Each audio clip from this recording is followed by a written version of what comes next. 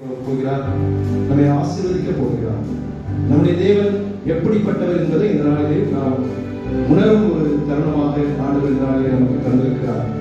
ஆகவே உண்மையாக ஆண்டவர் எல்லா சிருஷ்டிக்கும் அவர் பெரியவராக இருக்கிறார் என்பதை நாம் உணர்ந்து இந்த பாடலை என்னோடு இணைந்து நீங்களும் பாடும்படியாக அன்போடு கேட்டுக்கொள்கிறேன்.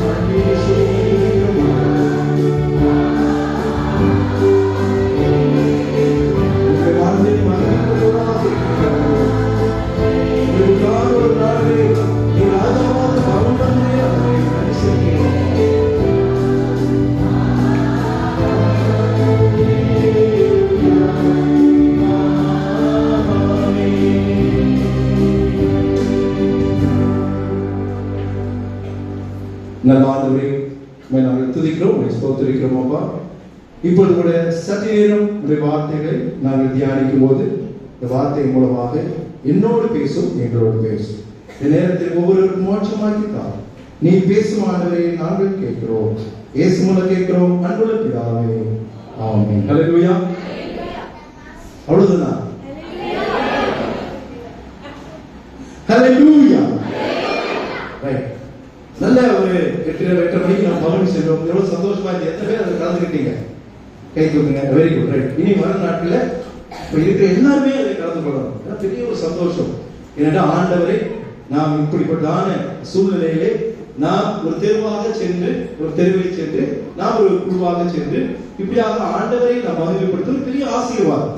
இதன் மூலமாக மற்றவர்களுக்கு இயேசு என்பவர் யார் என்பதை ஓரளவு புரிந்து கொள்ளக்கூடிய ஒரு தருணம் இது. ஆகவே நிச்சயமாக ஆண்டவர் இந்த மகிழ்ச்சியான நாளை நம்முடைய வாழ்வில் அவர் தந்திருக்கிறார் என்பதை நாம் மறந்துவிடக்கூடாது.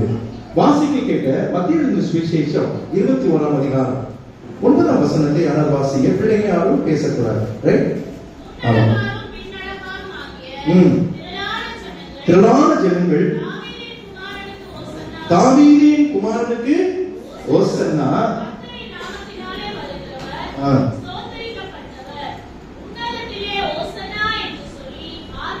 உன்னதத்திலே ஓசன்னா என்று சொல்லி ஆண்டவரை அவர்கள் என்ன பண்ணினார்கள்? மகிமைப்படுத்தினார்கள், ஆர்ப்பரித்தார்கள் என்று நாம் வேதத்தில் வாசிக்கிறோம். இன்றைய வேதத்தினுடைய இன்றைய செய்தியுடைய தலைப்பு மகிமைக்குரிய தேவன். நம்முடைய ஆண்டவர் எப்படிப்பட்டவர் என்பதை தருணம் இது. நாம் இதை வெளிப்படுத்த வேண்டும். நாம் ஆண்டுடைய பிள்ளைகள். இதை எல்லாரும் கேட்டால் என்ன சொல்லுவாங்க? ஆமா, நான் ஆண்டுடைய பிள்ளைகள் சொல்லுவாங்க. இப்பொழுது இந்த வேத ஆராய்ச்சியிலே எப்படி நாம் ஒவ்வொரு நாளும் தேவனோடு உறவு கொள்ள வேண்டும் என்று சொல்லி அநேக சத்தியங்களை இந்த வேத ஆராய்ச்சியிலே நம்முடைய தலைமை போதகர்கள் நமக்கு வெளிப்படுத்திக் கொண்டு வருகிறார்கள். எல்லாவற்றையோட ஒரே நோக்கம் என்னவென்றால் ஆண்டவரை நாம் பிரதிபலிக்க வேண்டும். அதை நாம் புரிந்து கொள்ள வேண்டும். ஆண்டவரை நாம் பிரதிபலிக்க வேண்டும். ஆண்டவரை நேரடியாக யாரும் பார்க்க முடியாது, ஆனா மற்றவர்களாலே ஆண்டவரை பார்க்க முடியும். எப்படி தெரியுமா? நம் மூலமாக அவர்கள் இயேசுவை காண முடியும். ஹல்லேலூயா. உண்மை சம்பவம் உண்டு. அப்பொழுது பிரதமராக இருந்த ஜவஹர்லால் நேரு அவர்களிடத்திலே ஒரு சில இந்துத்துவ மக்கள் சென்றார்கள். சென்று நேருவிடத்திலே ஒரு புகார் அளித்தார்கள். என்ன புகார்? அன்னை தெரசா என்பவர்கள் மதமாற்றம் செய்து கொண்டிருக்கிறார்கள். அவர்களுடைய அந்த பணியை தொடக்கி வைத்தது நீங்கள் தான். இப்பொழுது நீங்கள் அதை கண்டிப்பாக எடுத்துவிட வேண்டும். ஏனென்றால் அவர்கள் மதமாற்றம் செய்து கொண்டிருக்கிறார்கள், அது தவறு. ஆகவே அவர்களை இந்த பணியிலிருந்து நீக்க அவர்களை ஊருக்கு அனுப்பிவிட வேண்டும் என்று சொல்லி புகார். முக்கியமானவர்கள் வந்து புகார் அளித்தார்கள். நேருவுக்கு ஒரு பெரிய குழப்பமே ஒன்றவே இல்லை. உடனே அவர் என்ன சொன்னார் தெரியுமா? வாங்க போய் பார்த்துடலாம். அவர்கள் ஏன் மதமாற்றம் செய்கிறார்கள், மதமாற்றம் செய்கிறார்களா என்பதை உங்களோடு இணைந்து நான் சொல்கிறேன். ஒருவேளை அவர்கள் அதை செய்தார்களானால் நான் இன்றைக்கே ஆர்டர் போட்டு விடுகிறேன், அவர்களை ஊருக்கு அனுப்பி வைத்தோம். இவர்களுக்கு ரொம்ப சந்தோஷம். இந்துத்துவ மக்களுக்கு எப்படியாவது இன்னைக்கு என்ன பண்ணுவாங்க? அன்னை தெரசாவுடைய மூன்று ஆட்டோ நேருவும் புகார் அளித்த மக்களோடு இணைந்து சென்றார்கள். அங்கே நுழைந்த போது நேருக்கு பெரிய அதிர்ச்சி இல்லை. ஆனா கூட சென்ற அந்த இந்துத்துவ கூட்டத்துக்கு பெரிய அதிர்ச்சி காத்திருந்தது. என்னவென்றால் அவங்க என்ன நினைச்சாங்க? அங்க போனா அல்லேலூயா என்ற சத்தம் கேட்கும். அங்கே நிறைய பேர் அவங்க மத மாற்றம் பண்றதுக்கு சுவிசேஷத்தை அறிவித்துட்டு இருப்பாங்க, இல்லைன்னா ஞானஸ்தானம் கொடுத்துட்டு இருப்பாங்க. இதை சாக்காக வைத்து இவர்களுக்கு ஒரு கஷ்டத்தை உருவாக்கி கொள்ளலாம் என்று போனவர்கள் அங்கு நடந்த காரியத்தை பார்க்கும்போது இவர்கள் அதிர்ச்சி அடைந்து விட்டார்கள். என்ன நடந்தது? அவர் உள்ளே நுழையும் போது நிறைய பேர் நோயாளிகளுடைய புண்களை அவர்கள் துடைத்து சுத்தம் பண்ணி கொண்டிருந்தார்கள். தொழுநோயாளிகளுடைய முதியவர்களுக்கு அவர்கள் உணவை ஊட்டி விட்டுக் கொண்டிருந்தார்கள். பெரிய முதியவர்கள் நடக்க முடியாதவர்களுக்கு அவர்கள் உதவி செய்து கொண்டிருக்கிறார்கள். இப்படி எங்கு பார்த்தாலும் இந்த கடினமான பணியை, யாரும் செய்யாத பணியை இந்த அன்னை தெரசாவுடைய மக்களும் அவர்களும் இணைந்து செய்து கொண்டிருந்தார்கள். இந்த சீல் பிடித்த நோயாளிகளை யாராவது தொட முடியுமா? மற்றவர்கள் அருகே செல்ல கூட தயங்கக்கூடிய இந்த நிலையில இவர்கள் இதை செய்து கொண்டிருந்தார்கள். பெரிய அதிர்ச்சி. அப்ப நேரு இந்த கூட்டத்தை பார்த்து கேட்டார், இந்த நோயாளிகள் எந்த நாட்டுக்காரர்கள்? இவங்களை கேள்வி கேட்டார். உடனே அவங்க சொன்னாங்க, நம் நாட்டுக்காரர்கள். இந்த நோயாளிகளுக்கு உதவி செய்யக்கூடிய அந்த அன்னை தெரசா மற்றும் உதவி செய்யக்கூடியவர்கள் எந்த நாட்டுக்காரர்கள்? அயல் நாட்டுக்காரர்கள். அவங்களே பதில் சொல்றாங்க. அப்ப அவர் கோபத்தோடு சொன்னாராம், சரி, நம் நாட்டு மக்களை அந்நிய நாட்டிலிருந்து வந்த பெண்கள் பராமரிக்கின்றார்கள். ஒரே ஒரு காரியத்தை நீங்க செய்யுங்கள், நான் இப்பொழுதே இவர்களை அனுப்பி விடுகிறேன். என்ன செய்ய சொல்லுங்க? உங்கள் வீட்டு பெண்களை என்ன பண்ணுங்க? அனுப்பி வைங்க. உங்கள் வீட்டு பெண்களை இங்க அனுப்பி வைங்க, அவர்கள் இந்த பணியை செய்யட்டும், நான் தெரசாவை அனுப்பி விடுகிறேன். நேரு சொன்னது உண்மையாக நடந்த சம்பவம். அவங்களுக்கு ஒன்றுமே புரியவில்லை. வெட்கத்தோடு தலையை குனித்துக் கொண்டு நேருடன் பதில் சொல்லாமல் அப்படியே திரும்பி சென்றார். ஹல்லேலூயா. இதுதான் வாழ்க்கை. மற்றவர்களுக்கு நாம் ஒரு சாட்சி உள்ள வாழ்க்கை வாழ வேண்டும். அன்னை தெரசா இன்றைக்கு அவர்களுடைய ஸ்தாபனத்திற்கு எவ்வளவு கடினமான நிலையை உருவாக்குறோமோ அந்த அளவுக்கு செய்து கொண்டிருக்கிறார்கள். உங்களுக்கு தெரியுமோ தெரியாது, அவர்களுடைய வெளிநாட்டிலிருந்து வரக்கூடிய பணம் வராதபடி தடைப்பட்டிருக்கிறது. அதை செய்திருக்கிறார். ஏனென்றால் அவர்கள் ரொம்ப அதிகமாக தேவனுடைய காரியத்தை செயல்படுத்துகிறார்கள் என்று சொல்லி அதை தடை செய்திருக்கிறார். இதற்காக நாம் பல காரியங்களுக்காக நாம் ஜெபிக்கிறோம். கடினமான நாட்களிலே நாம் இருக்கின்றோம். கர்த்தர் கிருபையாக நமக்கு நாட்களை தந்திருக்கிறார். நாம் தேவனுடைய பிள்ளைகள் என்பதை கர்த்தர் என்று சொல்ல முடியாது. நாம தான் என்ன பண்ணணும்? வெளிப்படுத்த முடியும். நம்முடைய தேவன் எப்படிப்பட்டவர்? மகிமைக்குரியவர். அப்போ மகிமைக்குரிய தேவனை நாம் வெளிப்படுத்த வேண்டும். எப்படி வெளிப்படுத்த வேண்டும்? அவர் மகிமைக்குரியவர் என்பதை வேதம் அநேக இடங்களில் சொல்லுங்க. நிறைய வசனங்களை நான் படிக்கும்போது அதை பார்த்தா நம்முடைய தேவன் எப்படிப்பட்டவர் என்பதை அது வேதத்திலே நாம் வாசிக்கணும். இந்த ஒரு சில வசனங்களை வாசித்து விட்டு நம்முடைய செய்திகளை கடந்து போவோம். சங்கீதம் 57 5ஆம் வசனத்தை வாசிங்க. சங்கீதம் 57:5. உயர்ந்தருளும் உமது மகிமை இந்த பூமி அனைத்து மேலும் ஆண்டுடைய மகிமை நிறைந்திருக்கிறது. ஹல்லேலூயா. அவ்வளவுதான். அப்படியே தூக்கத்துக்குள்ள போயிருக்கீங்க. பாஸ்டர், உங்களுக்கு என்ன தெரியும் பாஸ்டர்? எனக்கு கஷ்டம். ஆமா, நீங்க எல்லாம் 10 மணிக்கு படுத்துறீங்க. எங்களுக்கு எவ்வளவு வேலை? டிவி பார்க்கணும், கிரிக்கெட் பார்க்கணும், செல்லு பார்க்கணும், தூக்கம் வர மாட்டேங்குது. 1 மணி, 1:30 மணி, 2 மணி, முக்கி முனகி அதுக்கப்புறம் நாங்க தூக்குறோம். நீங்க பாட்டுக்கு ஞாயிற்றுக்கிழமை காலைல பவனி வச்சுட்டீங்க. எப்படி நாங்க வர்றது? எப்படி வந்து உட்கார்றது? கஷ்டம்தான் இல்ல? ஆனா ஆண்டுடைய சமூகத்துல நம்ம எப்படி இருக்கணும்? மனமகிழ்ச்சியோடு. மனமகிழ்ச்சியா இருக்கிறவங்க என்ன பண்ணுவாங்க? தூங்குவாங்களா? என்ன பண்ணுவாங்க? உற்சாகம் பார்ப்பாங்க. கரத்தை வைத்து நல்ல சொல்லுமா? ஹல்லேலூயா. நிச்சயமாக ஆண்டவர் இந்த நாளிலே மகிமைக்குரியவராக இருக்கிறார். அவருடைய மகிமை பூமி அனைத்து மேலும் உயர்ந்திருப்பதாக. அடுத்த இன்னொரு வசனத்துல சங்கீதம் 113 4ஆம் வசனத்துல கர்த்தர் எல்லா ஜாதிகள் மேலும் உயர்ந்தவர். அவருடைய மகிமை வானங்களுக்கு மேல், பூமி அனைத்திலும் உயர்ந்திருக்கிறது. வானத்தை வாழ வானங்களுக்கும் மேலாம். ஹல்லேலூயா. அவர் அப்படிப்பட்ட மகிமை பொருந்தியவர் என்பதை நாம் மறந்துவிடக்கூடாது. சங்கீதம் 1:5 கலாத்தியர் 1:5 அது அவருக்கு என்னென்றைக்கும் உள்ள சதா காலங்களிலும் மகிமை உண்டாவதாக. ஆமென் என்று அப்போஸ்தலன் பவுல் சொல்றார். அவர் ஒருவர் தான் மகிமைக்குரியவர்கள். அவருக்கு கொடுக்க வேண்டிய கனத்தையும் மகிமையும் நாம் ஒருபோதும் கொடுக்காம இருக்கவே கூடாது. இன்றைக்கு பவனி செல்வதனுடைய நோக்கம் என்ன? பொதுவாகவே இந்த குருத்தொலை நாயிலே நாம் கழுதை பற்றி அதிகமாக தியானிப்போம்.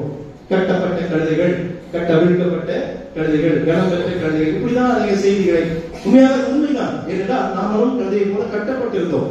ஆனா இயேசு கிறிஸ்து நம்மேலே சுமந்து நாம் சுமக்கும்படியாக அவரால் தெரிந்து கொள்ளப்பட்டு அவரால் நாம் கட்டமைக்கப்பட்டிருக்கிறோம். அதுதான் ஆண்டவரை நாம் மகிமைப்படுத்தும் ஒரு நாளாக இதை ஆண்டவர் தெரிந்து கொண்டார். ஏனென்றால் அடுத்த வாரத்துல ஆண்டவர் மரிக்க போகிறார், ஜீவனை கொடுக்க போகிறார். ஆகவே ஜனங்கள் எல்லாம் அவரை ஓசன்னா என்று சொல்லி ஆண்டவர் தேவனுடைய குமாரனை அவர் மகிமைப்படுத்தின ஒரு நாளாக இந்த நாளை நினைவு கூறுகின்றோம். ஆண்டவர் எப்படிப்பட்டவர் என்பதை முதலாவது நாம் உணர்ந்திருக்க வேண்டும். அதை மற்றவர்களுக்கு நாம் பிரதிபலிக்க வேண்டும். சரி, நம்ம செய்திக்குள்ளே நுழைகிறேன். மகிமைக்குரிய தேவனை நாம் எப்படி மகிமைப்படுத்த முடியும்? 3 காரியங்களை இன்றைக்கு நான் உங்களோடு பகிர்ந்து கொள்ள போகிறேன். மகிமைக்குரிய தேவனாகிய இயேசு கிறிஸ்துவை நாம் மகிமைப்படுத்த வேண்டும் என்றால் நாம் எப்படி நடக்க வேண்டும்? முதலாவது, நம்முடைய நல் வாழ்க்கை நிமித்தமாக ஆண்டவரை என்ன பண்ண முடியும்? மகிமைப்படுத்த முடியும். உங்களுடைய வாழ்க்கையை நீங்க தெரிந்து கொள்வதை விட மற்றவர்கள் அதிகமாக பார்க்கிறார்கள். நான் அதிகமா அடிக்கடி சொல்லக்கூடிய காரியம், நம்மை மற்றவர்கள் கவனித்துக் கொண்டிருக்கிறார். நான் தெருவிலே சென்றாலும், நான் ரோட்டிலே சென்றாலும், இவர் ஒரு பாஸ்டர், இவர் ஒரு தேவனுடைய மனிதர், என்னுடைய வாழ்க்கையை அவர்கள் பார்த்துக் கொண்டே இருக்கார்கள். நம்மிடத்திலே தவறுகள், பாவங்கள் இவைகளெல்லாம் இருக்குமானால் இது நம்முடைய வாழ்க்கையை மட்டும் பாதிப்பதில்லை. யாருடைய நாமம் தூஷிக்கப்படுகிறது? தேவனுடைய நாமம் தூஷிக்கப்படுகிறது. தேவன் மகிமை பொருந்தினார். அவருடைய வாழ்க்கையின் மூலமாக நாம் தேவனை மகிமைப்படுத்த வேண்டும். தேவன் மகிமையானவர் என்பதை நாம் அறிந்திருக்கிறோம். அந்த மகிமைக்குரிய தேவனை நாம் நம்முடைய வாழ்க்கையின் மூலமாக, நல்ல வாழ்க்கையின் மூலமாக நாம் வெளிப்படுத்த முடியும். கெட்ட வாழ்க்கையின் மூலமாக ஆண்டவரை நாம் தூஷிக்க முடியும். நல்ல வாழ்க்கையின் மூலமாக ஆண்டவரை நாம் மகிமைப்படுத்த முடியும். நாம் மகிமைப்படுத்தக்கூடிய இந்த நிலையிலே நாம் இருக்கிறோம். ஏனென்றால் ஆண்டவர் மகிமையின் தேவன், அவர் மகிமைக்குரிய தேவன். ஆகவே அவரை பின்பற்றுகிற நாம் மகிமைக்குரிய தேவனை நாம் வெளிப்படுத்த வேண்டும். இதற்கு ஒரு உதாரணமாக சாத்ராக், மேஷாக், ஆபேத்நேகோவுடைய வாழ்க்கையை கொஞ்சம் நாம் திரும்பி பார்க்க வேண்டும். ஒரு பெரிய சட்டம் இயற்றப்பட்டது. என்ன நடந்தது? ராஜா ஒரு பொற்சிலையை செய்து வைத்து அதை என்ன பண்ணணும்? எல்லாரும் ஒரு நாள் குறிக்கப்பட்டது.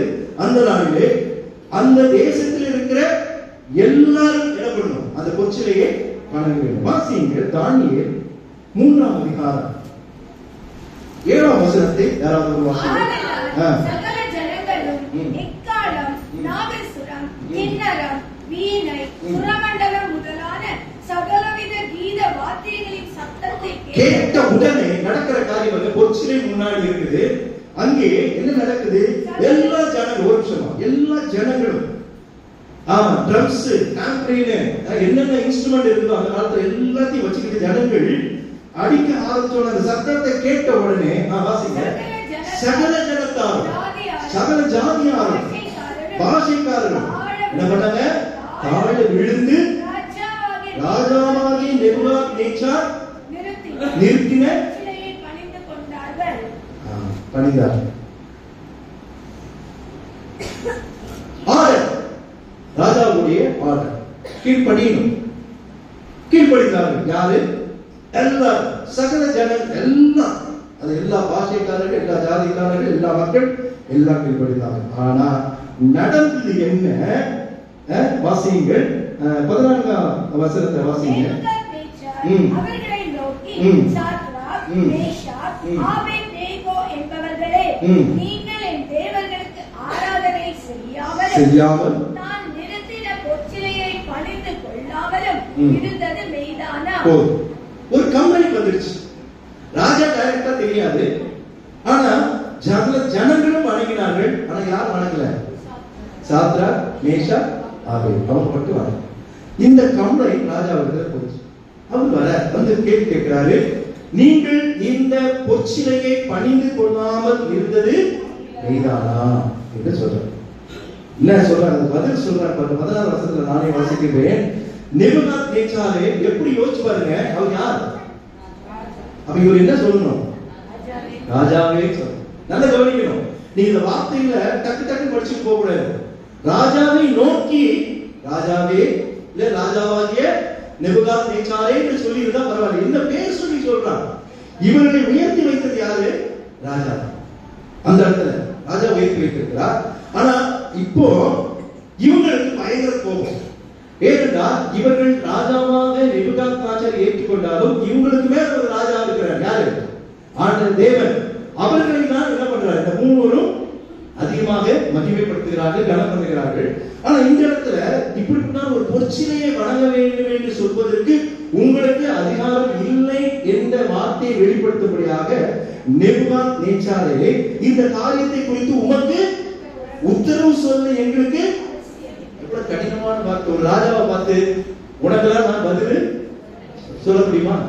எங்க ஒரு அமைச்சரோ, ஒரு சீஃப் மினிஸ்டரோ, பிரைம் மினிஸ்டரோ, பெரிய ஆள் வந்து நமக்கு ஒரு ஆர்டர் போடுறாங்கன்னா நீங்க மீற முடியும்னு நினைக்கிறீங்களா? அந்த நிச்சயமாக மீறக்கூடாது. மீறினா பெரிய குற்றம். இது குற்றம் என்று தெரிஞ்ச முன்னாடியே சொல்லிட்டாங்க. அப்படி யாரும் வணங்கலன்னா எங்க போடுவாங்க? எங்க போடுவாங்க? இல்ல சிங்கத்துல போடுவாங்களா? சிங்கத்தையும் தானியையும் சேர்த்து வச்சுக்கோங்க. 3 பேரையும் தீயையும் நினைச்சு வச்சுக்கோங்க. மாத்திர கூடாது. சரிங்களா? தீயை போட்டுருவாங்க. ஏன்னா ஆர்டர் வந்துருச்சு. அப்போ உங்களுக்கு உத்தரவு சொல்ல எங்களுக்கு அவசியம் இல்லை. எவ்வளவு தைரியமான ஒரு வார்த்தை பாருங்க. அதுல நீங்க படிக்கும்போது ஆச்சரியமா இருந்தது. ஒருவேளை இவர்கள் கைதியாக வந்தவர்கள், படித்தவர்கள், சாத்ராக், மேஷாக், ஆபேத் ரொம்ப படிப்பாளிகள். தானியேல் 4 பேருமே. ஆனா தானியேல் ஒரு நிலையில உயர்த்தி ஆண்டவர் வைக்கிறார். தானியேல் இந்த மூவரையும் நண்பர்கள் இவர்களை ராஜாவிடத்திலே பரிந்துரைத்து செய்து அவர்கள் மூலமாக நல்ல உயர்வையும் இவர்களுக்கு பெற்றுக் கொடுத்திருக்கிறார்கள். இந்த 4 பேரையும் அதிகமாக நேசித்தவர் நேபுகாத்நேச்சார். ஆனா சட்டம் இயற்றப்பட்டு என்னுடைய வார்த்தையை இவர்கள் மீறுகிறார்கள் என்ற கோபம் நேபுகாத்நேச்சாருக்கு இருந்தது. இது மெய்தானா? அவர் நீ செஞ்சிட்டியா தப்பேன்னு கேட்கல. ஏன்னா அவங்க சொன்னதை இன்னும் அவர் நம்பல. ஏன்னா நான் இவர்களை உயர்த்தி வைத்திருக்கிறேன், இவர்கள் என் பேச்சை கேட்பார்கள் என்று ராஜா நம்பினார். அதனால கேட்கிறேன், நீ மெய்தானா? இது உண்மையா அப்படின்னு சொன்ன உடனே இவங்க சொல்றாங்க உண்மைதான், ஆனா இதுக்கு பதில் சொல்ல வேண்டிய அவசியம் நமக்கு இல்லை சொல்லிட்டு என்ன சொல்றாரு? நாங்கள் ஆராதிக்கிற எங்கள் தேவன் எங்களை தப்பிவிக்க வல்லவராக இருக்கிறார். அவர் எரிகிற அக்னி சூளைக்கும் ராஜாவாக்கி உம்முடைய கைக்கும் நீங்களாக்கி. இங்க நீர் ராஜா கிடையாது, நான் வணங்குகிற என் தேவன் தான் ராஜா. இந்த மாதிரி இன்னைக்கு நம்ம பேச முடியாது. இன்னைக்கு காலங்கள் ரொம்ப மோசமாக இருக்கிறது. ஆனா அன்றைக்கு அந்த பெரிய ஒரு தீயில போடப்படும் என்ற ஒரு பெரிய காரியம் இருந்தாலும் கூட அதையும் மீறி தீயில போட்டாலும் என்னுடைய தேவன் விடுவிப்பார், விடுவிக்காமல் போனார். உங்களுடைய கைக்கும் தப்பி வைப்பார், தீக்கும் கைக்கும் தப்பி வைப்பார். எவ்வளவு அருமையான வார்த்தைகள் பாருங்க. ஆண்டவர் நாமம் மகிமைப்பட அவர் எவ்வளவு ஒரு வைராக்கியமா தன்னுடைய வாழ்க்கையின் மூலமாக தேவனை அவர்கள் மகிமைப்படுத்தினார்கள். நடந்தது என்ன தெரியுமா? ராஜாவுக்கு கோபம் வந்துச்சு. என்னதான் இவங்க 3 பேர் மேல அதிகமாக பாசம் வைத்திருந்தாலும் கூட என்னையே எடுத்து பேசிட்டியா, உன்னை நான் சும்மா விட மாட்டேன், நெருப்ப 7 மடங்கு சூடாக்க சொல்லிட்டார். யோசிச்சு பாருங்க, சும்மா நெருப்புல சும்மா பெண்களுக்கு அதிகமாக தெரியும், அடிக்கடி அவங்களுக்கு அந்த காய் போடும் நெருப்புல. அப்படி பட்ட உடனே என்ன ஆயிடும்? முதல்ல என்ன ஆகும்? இந்த முடிகள் தான் கருகும். ஆமா, முடிகள் தான் கருகும். தூரமா எரியுறவர்கள்லாம் நீங்க பாத்தீங்கன்னா கிட்டவே போக முடியாது, அது புகையே போக முடியாது. அந்த அனல் அவ்வளவு அடிக்கும். 7 மடங்கு சூடாக்க சொல்லிட்டார் கோபத்துல. அப்ப என்ன நடக்கும்? போகும்போதே அவன் என்ன ஆயிடும்? அப்படியே எரிஞ்சி பசுமாய் அவ்வளவு கோபம் ராஜாவுக்கு. தூக்கி போய் போட்டாங்க. போட்டவன் நல்ல கவனிங்க, போட்டவன் என்ன ஆயிடுச்சு? இறந்து போனான். ஏன்னா அவங்க வெப்பம் கிட்ட போய் தான் போடாமோ அப்படி கட்டி நல்லா நீங்க அப்ப வீட்டை படிச்சு பாருங்க. அவங்க துடிக்க கூட விடக்கூடாது சொல்லி என்ன பண்றாங்க? அவங்கள கட்டி வெந்து அவங்க எவ்வளவு பெரிய தண்டனை கொடுக்க முடியுமோ அந்த மாதிரி கொடுத்தாங்க. ஆனா நடந்தது என்ன? இவர் அதிசயப்படுகிறார். ராஜா போட்டது எத்தனை பேர்? அங்க எத்தனை பேர் இருக்காங்க? 4 பேர் இருக்காங்க. அல்லேலூயா! எவ்வளவு ஆச்சரியம் பாருங்க. இதுதானே ஆண்டவரை மகிமைப்படுத்துவது என்பது நம்முடைய வாழ்க்கையிலே நாம் செய்கிற காரியங்கள் தான். நம்முடைய வாழ்க்கை பரிசுத்தம் உள்ளதாக, தேவனுக்கு பிரியமுள்ளதாக நாம் இருக்கும்போது, அவர் விரும்புகிறதை நாம் செய்யும் போது நம்முடைய வாழ்க்கையிலே இயேசு நமக்கு எப்பவும் கூடவே இருப்பார். அல்லேலூயா! கூடவே இருப்பார். ஆமா, கூடவே இருப்பார். இங்கே 3 பேர் போட்டு அவர் சொல்றாரு, ராஜா சொல்றாரு, இதை படிக்க நேரம் ஆயிடும். ராஜா சொல்றாரு, வாசிங்க 24 சொல்றாரு. தீவிரமாய் எழுந்திருந்து தன் மந்திரிமாரை நோக்கி 3 புருஷரை அல்லவோ கட்டுண்டவர்களாக அக்கினியிலே போடுவித்தோம் என்றான். அவர்கள் ராஜாவுக்கு பிரதியுத்தரமாக ராஜாவே என்றார்கள். இவருக்கு டவுட் வந்துருச்சு. என்னடா ஒருவேளை நான் பக்கத்துல இருக்கிற யாரையாவது தூக்கி போட்டாங்களா?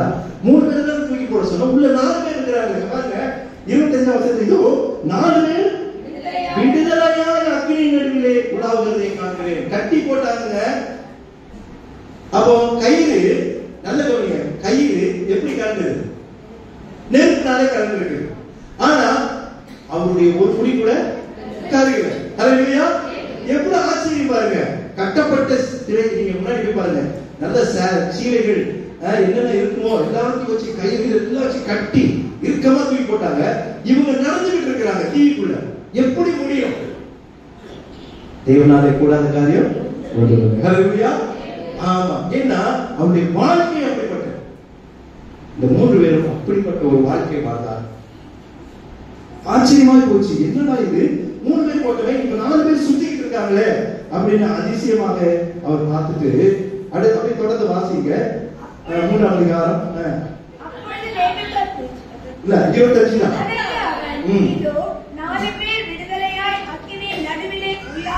காண்கிறேன், ஒரு சேதம் இல்லை.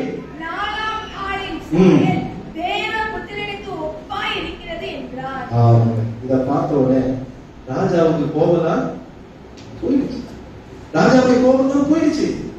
இப்ப என்ன சொல்றாரு? சாத்ராக், மேஷாக், ஆபேத்நேகோ என்பவர்களே, நீங்கள் வெளியே வாருங்கள் என்றார். யாருமே நம்ப முடியாத ஒரு காரியம்.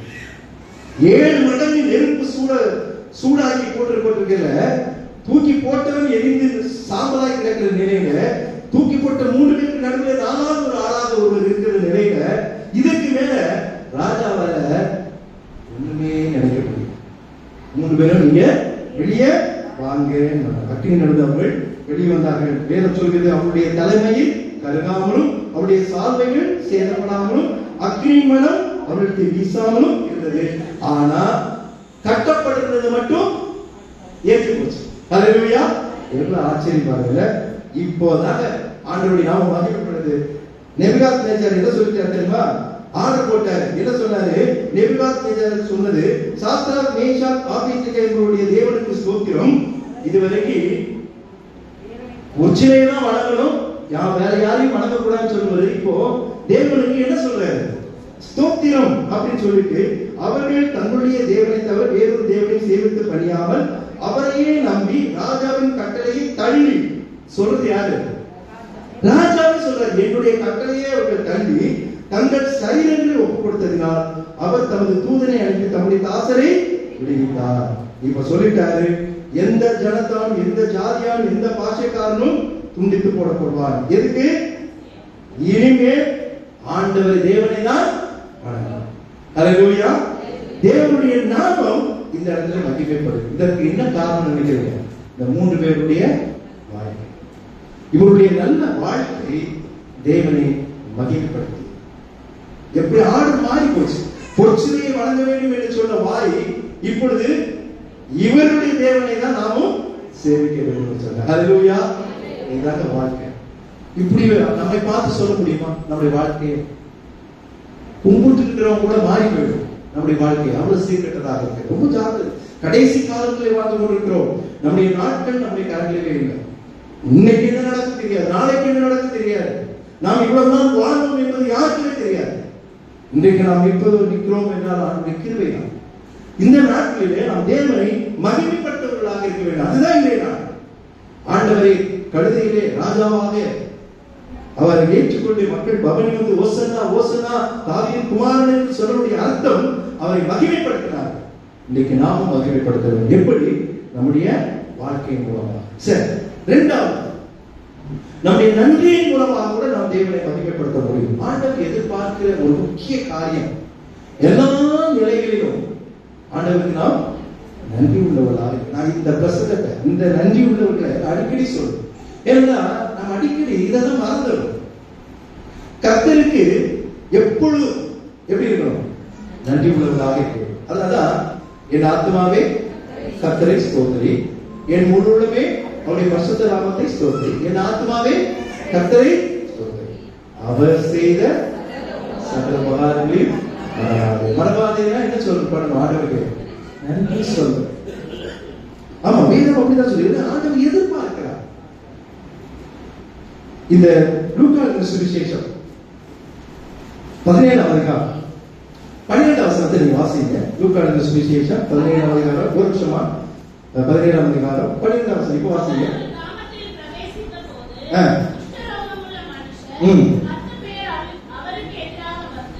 போதும், நிறுத்துங்க. இந்த சம்பவம் உங்களுக்கு தெரியும். இயேசுவானவர் நடந்து போகையிலே குஷ்டரோகம் உள்ள ஒரு 10 பேர் அங்கே வந்தார்கள். 17ஆம் வசனத்தை வாசிங்க. 17. அப்பொழுது இயேசு சுத்தமானவர்கள் 10 பேர் அல்லவா, மற்ற 9 பேர் எதுக்காக இந்த வார்த்தையை சொல்றாரு? அவங்க பார்க்கணும்னு ஆசை இல்லையா?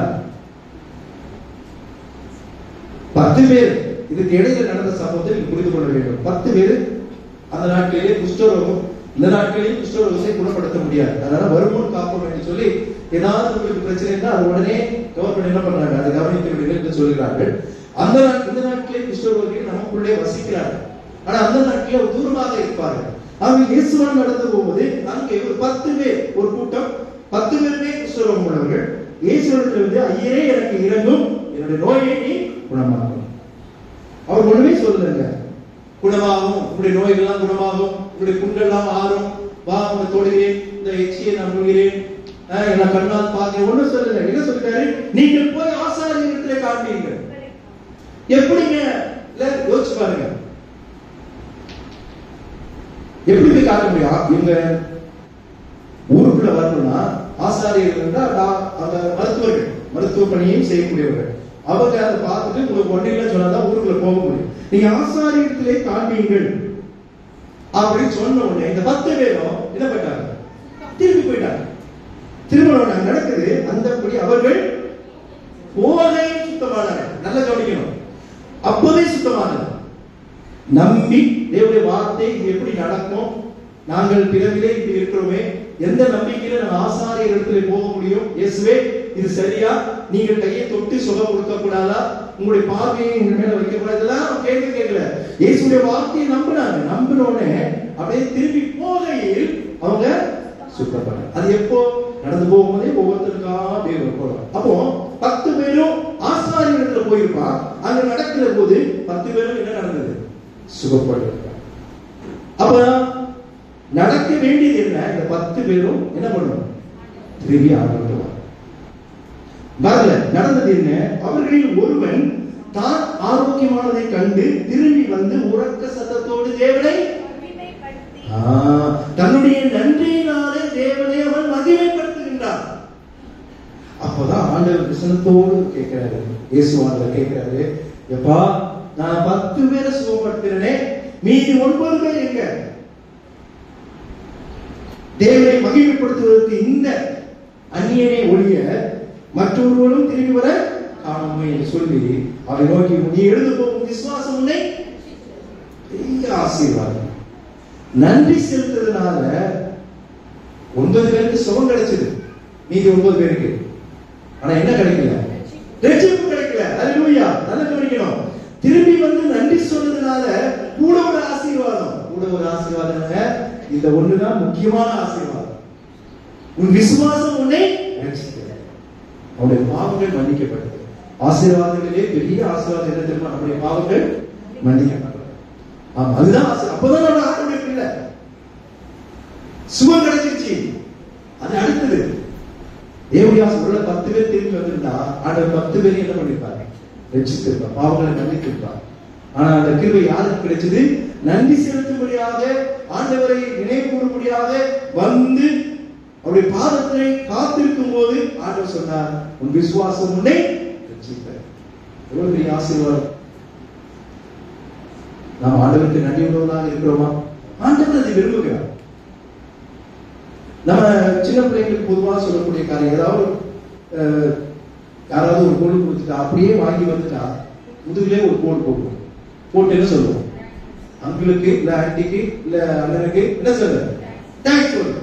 ஒரு சாதாரண உலக பொருள் சாக்லேட் கொடுப்பதற்கு நீங்க வந்து நன்றி சொல்லணும்னு நினைக்கிறீங்களே, உங்களுடைய கல்வியை ஆண்டவர் தெரிந்து கொண்டு உங்களை பிரசவிக்க வைத்து உங்களை இந்த பூமியிலே பிறக்க வைத்து இந்த நாள் வரை இந்த வயது வரை அற்புதமாக, ஆச்சரியமாக, அதிசயமாக பலவீனங்களிலும் பற்றாக்குறையிலும் ஆபத்திலும் உங்களோடு கூட இருந்து ஜீவனை கொடுத்து உங்களை நடத்தி வருகிற தேவனுக்கு நாம் எவ்வளவு நன்றி உள்ளவராக இருக்கிறோம். கொஞ்சம் கூட நன்றி கிடையாது. ஒரு கஷ்டம் வரட்டுமே உடனே ஆண்டவர் நம்ம என்ன பண்ணிடுவோம்? எல்லா நிலைகளிலும் ஆண்டவருக்கு நாம் நன்றி சொல்ல வேண்டும். கர்த்தரை காலத்திலும் ஸ்தோத்திரம். அவர் துதி. தாவீது சொல்றார். தாவீது ராஜா ராஜாதான், ஆனா ரொம்ப கஷ்டத்தோடு நெருக்கத்தோடு வாழ்ந்தவர். ஆமா, கர்த்தருக்குள் தன்னை அவர் திடப்படுத்திக் கொண்டவர். நெருக்கங்களிலே அவர் சொல்லுகிறார், கர்த்தரை காலத்திலும் அவர் துதி எப்போதும் கேட்பார். இதை ஆண்டவர் விரும்புகிறார். நன்றி அறிதல் உள்ள உள்ளத்தோடு நாம் வாழ்வதுதான் தேவனை மகிமைப்படுத்தும். அதன் மூலமாக தேவனை மகிமைப்படுத்த முடியும். தேவன் மகிமைப்படும். தேவனுடைய ஆசீர்வாதம். இந்த 10 பேர்ல ஒருவன் மாத்திரம் தான் ஆசீர்வாதத்தை பெற்றுக்கொண்டார். 9 பேரும் இழந்து போனாங்க. உள்ள பெரிய சுகம் கிடைத்தது. இயேசுவிடத்துல வந்தா எல்லாரும் சுகம் பெற்றார். ஆனா ஆசீர்வாதம் நன்றித்து சொல்ல திரும்பி வந்த போது அவர் கிடைச்சது. நீங்க இதை பாத்தீங்கன்னா இப்ப கடைசியில ஆண்டவர் எங்கே பார்த்தா திரும்ப ஆலயத்துல அவரை பார்க்க பெரிய ஆசீர்வாதம். நீங்க பாருங்க, நீங்க தொடர்ந்து வீட்டு படிச்சு பாருங்க. கர்த்தர் நன்றி சொல்வதன் மூலமாக கர்த்தரை மகிமைப்படுத்த முடியும். யோபு கூட வேதத்துல வாசிக்கிறோம். இந்த வார்த்தை, இந்த வசனத்தை நான் இடையில படிக்கும் போது பெரிய அதிர்ச்சியாக இருக்கு. ஆராய்ந்து முடியாத பெரிய காரியங்களையும் எண்ணி முடியாத அதிசயங்களையும் செய்கிறார். இது ஆண்டவருக்கு நன்றி சொல்லக்கூடிய வார்த்தை. எந்த நிலையில யோபு எப்படி இருக்கிறார்? இரட்டத்தையான ஆசீர்வாதத்தை பெற்ற போது இதை சொல்லல. தன்னுடைய வாழ்வில் எல்லாவற்றையும் இழந்து, தன்னுடைய சுகத்தையும் இழந்து, நண்பர்கள் வந்து இவர்களை அதிகமாக குற்றப்படுத்தி, மற்றவர்கள் இவர்களை கேவலப்படுத்தி, என்னென்ன வார்த்தை பேச முடியுமோ எல்லாவற்றையும் பேசி, இப்படிப்பட்டான எல்லாத்தையும் இழந்திருக்கிற இந்த நிலையில இப்படிப்பட்டான ஒரு வார்த்தை வேதத்துல வருகிறது பார்க்கும்போது எனக்கு ரொம்ப ஆச்சரியமா இருக்கு. ஆராய்ந்து முடியாத பெரிய காரியங்கள் எது? பருக்களோடு இருப்பதா, பிள்ளைகளை இழந்திருப்பதா, சொத்துக்களை இழந்திருப்பதா? அவர் சொல்றாரு, எண்ணி முடியாத அதிசயங்கள் அவர் செய்கிறார். கர்த்தர் அவர்களை கர்த்தனையான ஆசீர்வாதம் எல்லா நிலைகளிலும் கர்த்தருக்கு ஸ்தோத்திரம் என்று சொன்னார். யோபுவை போல, அந்த ஒரு குஷ்டரோகியை போல நாம் எப்பொழுதும் நன்றி உள்ளவர்களாக இருக்கும்போது நம்முடைய வாழ்வை நாம் தேவனை மகிமைப்படுத்த வேண்டும். இன்னும் ஒரு காரியத்தை சொல்லி நான் முடிக்கின்றேன். மூன்றாவது, நற்கிரியையினாலே நாம் ஆண்டவரை மகிமைப்படுத்த முடியும். நன்மை செய்வதன் மூலமாக ஆண்டவரை மகிமைப்படுத்த முடியும். நாம் தேவனை எப்படி மகிமைப்படுத்த முடியும்? நல் வாழ்க்கையினாலே, நன்றியினாலே, நற்கிரியையினாலே. இதற்கு உதாரணம் ஆண்டவர் ஒரு ஓமையை சொல்லுகிறார். லூக்கா எழுதின சுவிசேஷம் 10ஆம் அதிகாரம் 27ஆம் வசனத்தை யாராவது வாசியுங்கள். பின்பு பிரதியுத்தரமாக, உன் தேவனாகிய கர்த்தரிடத்தில் உன் முழு இதயத்தோடும், உன் முழு ஆத்மாவோடும், உன் முழு கணத்தோடும், உன் முழு சிந்தையோடும் அன்பு கூர்ந்து உன்னிடத்தில் அன்பு கூறுவது போல என்று எழுதியிருக்கிறது என்றார். ஒரு வாலிபன் ஒருவன் நித்திய ஜீவனை சோதித்துக் கொண்டு என்ன செய்ய வேண்டும் என்று சொல்லி ஆண்டவருக்கு வரும்போது ஆண்டவர் இந்த வார்த்தை கூறுகிறார். இதற்கு ஒரே இவ்வளவு பெருசா ஆண்டவர் சொல்லுகிறார். ஆனா ஒரே காரியம் என்னது? நீ மற்றவரிடத்திலே அன்பு கூறுவாயா? அன்பு கூறுகிறவன் என்ன செய்வான்? நன்மை செய்வான். அன்பு கூறுகிற மற்றவரிடத்திலே அன்பு கூறுகிறவன் மற்றவர்களுக்கு நன்மை செய்வான். இதை சொல்லிட்டு தான் ஆண்டவர் ஒரு ஓமையை சொல்லுகிறார். என்ன ஓமை? ஒரு மனிதன் காட்டுக்குள்ளே நடந்து போகும்போது சில திருடர்கள் வந்து அவனை என்ன பண்ணாங்க? அடித்து காயப்படுத்தி குற்றுயிராக, அதாவது உயிர் போகல, துடித்துக் கொண்டிருக்கிற நிலையிலே அவனை போட்டு விட்டு சென்று விட்டார்கள். இது ஆண்டவர் சொல்லுகிற ஒரு கதை. 3 பேர் வருகிறார்கள். முதல்ல ஒருவன் வருகிறான். யார்? ஆசாரியன். யார் அவன்? தேவனுடைய மனிதன், தேவனுடைய ஊழியத்தை செய்கிறவன் ஆசாரியன். அவன் என்ன பண்ணிருக்கணும்? உதவி செஞ்சிருக்கணும், நற்கிரியை பண்ணிருக்கணும், நன்மை செய்திருக்கணும். ஏன்னா ஒருவன் துடித்துக் கொண்டிருக்கான். இன்னைக்கு நம்ம செய்வோமா? ரோட்ல ஏதோ ஒரு வண்டி ஆகி ஆக்சிடென்ட் ஆகி கிடக்குனா கிட்ட கூட போவாங்க. அதுக்கு பல பிரச்சனை இருக்கு. நமக்கு ஒரு மனசுக்குள்ள அவன் போய் ஏதாவது பார்க்கணும்னு ஆசை இருந்தாலும் சட்டம் என்ன பண்ணுது? நம்மள குற்றவாளியை மாற்றி கடைசி நம்ம மேலே பழி போட்டுருவாங்க. ஏதாவது நம்மள ஸ்டேஷன் கூப்பிடுவாங்க. ஏதோ ஒன்று ஆயிடுச்சுன்னா, நீ தான் பாத்தியா, நீ தான் வச்சியா, இதெல்லாம் போய் நம்ம வயது போக மாட்டோம். ஆனா அந்த நாட்கள் அதெல்லாம் கிடையாது. குற்றவாளியாக இருக்கிறவனுக்கு ஆசாரிய உதவி செஞ்சிருக்கணும், செய்யல. 2வது ஒருவர் போகிறான். அவன் பார்த்தும் பார்க்காமே போயிருக்கான். 2வது ஒருவர் போறான். யார் போறான்? லேவி போகிறான். அவனும் யாரு? ஆண்டோட தேவனுடைய பிள்ளைகள், மருத்துவ பணியில் இருக்கிறவன் லேவி. நல்லா கவனிக்கணும். அவன் நினைச்சிருந்தா அந்த குற்றுயிராக கிடந்தவனை என்ன பண்ணிருக்கலாம்? உதவி செஞ்சிருக்கலாம், செய்யல. ஆனா இவர்கள் யாரு? தேவனை மகிமைப்படுத்தக்கூடிய அப்படின்னு அவங்க நினைச்சுட்டு இருக்கிறாங்க. ஆனா 3வது ஒருத்தர் வரான். யாரு? சமாரியன். அவன் யாரு? அந்நியன். ஆமா, சமாரியன் என்பது அந்நியன். அதான் ஆண்டவர் அந்த பெயரை பயன்படுத்துறீங்க. குஷ்டரோகிகளை கூட 10 குஷ்டரோகிகள் இந்த அந்நியனை ஒழியன்னு சொன்னாரு. அந்த அந்நியன்ற வார்த்தைக்கு என்ன காரணம் தெரியுமா? இவர் யாரு? சமாரியன். சமாரியன். அதனால யூதர்களுக்கு மற்றவர்கள்லாம் அந்நியர்கள் தான். ஆண்டவர் அதாவது இங்கே சொல்லுகிறது, இந்த சமாரியன் ஒருவன் பிரயாணமாய் வருகையில் அவனை கண்டு மனதுருகி. ஆண்டவர் நம் மீது மனதுருகிறார். அதனால இன்னைக்கு உங்களை நிக்க வைத்திருக்கிறார், உங்களை உட்கார வச்சிருக்கிறார், உங்களை நடக்க வச்சிருக்கிறார், உங்களுக்கு ஜீவனை கொடுத்திருக்கிறார். அவர் உங்கள் மேல மனதுருகணும், அவர் உங்கள் மேல எல்லாத்தையும் செய்யணும். ஆனா நீங்க மற்றவர்களுக்கு ஒண்ணுமே செய்யணும். அப்படிதான் வாழ்ந்து கொடுக்கணும். 2 பேரும் அப்படிதான் போனாங்க. ஆசாரியனும் லேவியனும் கண்டும் காணாமையும் அடையவும்.